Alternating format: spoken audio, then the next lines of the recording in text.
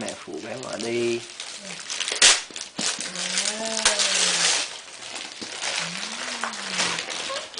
Wow, đẹp quá. Wow. Đẹp quá. Wow, giày mới đẹp quá. Wow. Lấy có nhiều giày quá. Nè, giày của bà nè.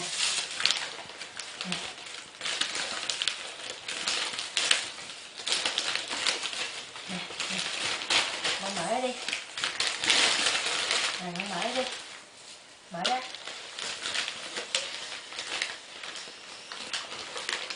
Wow. Wow.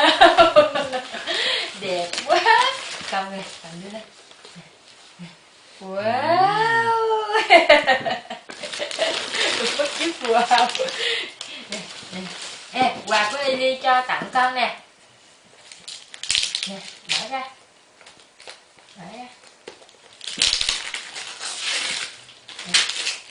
Wow. Đẹp quá.